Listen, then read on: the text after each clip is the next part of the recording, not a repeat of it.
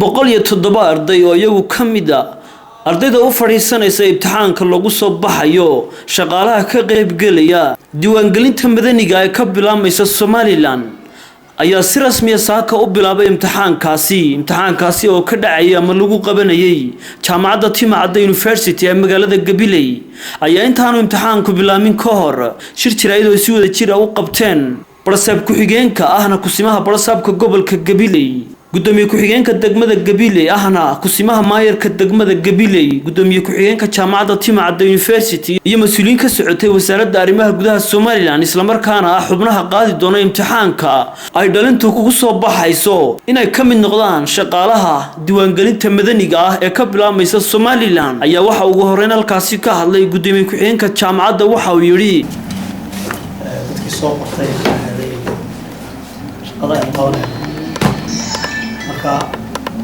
waxaan kusoo dhaweynaa horta marka horeba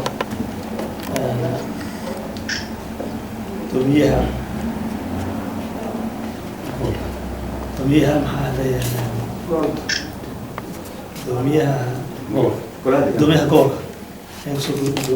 sidoo kale waxaa halkaasi si wada jir ah uga hadlay barasab ku-xigeenka ahna kusimaha barasabka gobolka Gabiley iyo gudoomiye ku-xigeenka golaha deegaanka degmada Gabiley ahna maayarka degmada Gabiley waxa uu yiri aad iyo aad u timaadsantiin maamulka jaamacadda macallimiinta barofessorada heer qaadi imtixaanka iyo maamulka degmada baan salaamaya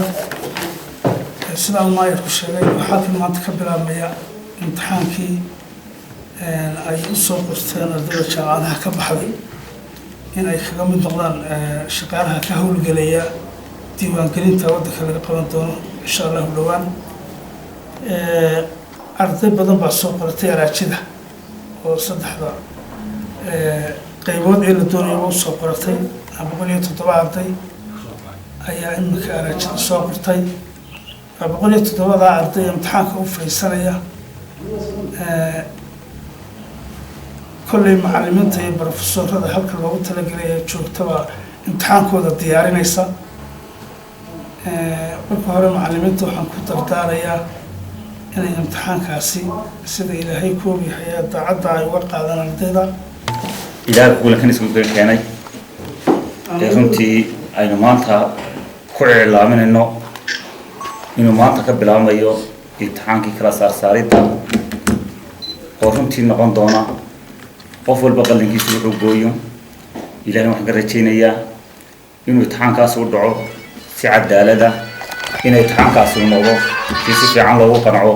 inuu imtixaankaasi noqdo ku runtii aqoonta dambe kor u qaado waayo waxa maanta imtixaankan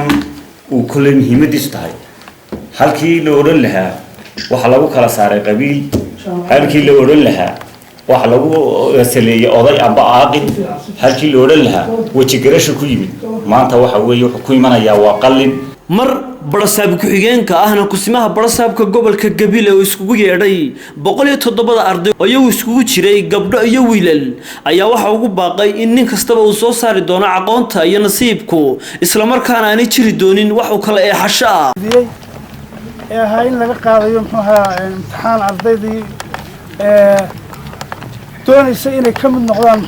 diiwaangelinta waddanka ka dhici doonta saddexda qaybood baa ardaydii soo codsatay jaamiciinta ahayd aad baan ugu mahadnaqayaa ilaahay idinkiila guul baan idin rajaynayaa kolley imtixaankii imika waa haddaa laydin samaynayaa imtixaanka shuruudda sida ku qorayd in imika la sameeyey weeye wax sii samaysan maaha macallimiintii barofessoradii imtixaanka idinka qaadiyay imika waanu soo dhaarinay ilaahay dartii baanu ku soo dhaarinay imtixaanka inay daacad u noqdaan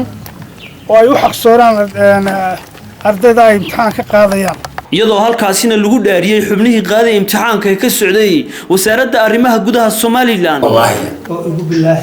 bilaahi imtixaanka aan gacanta ku hayo inaan daacad ka ahaanayo sida cadaaladana aan u waafajinayo wax aan ka bixinayo oo aan khalkhalina aanu jirin وجعفر عاول هرري شبكة ورارك قضاء نيوز مقالة Gabiley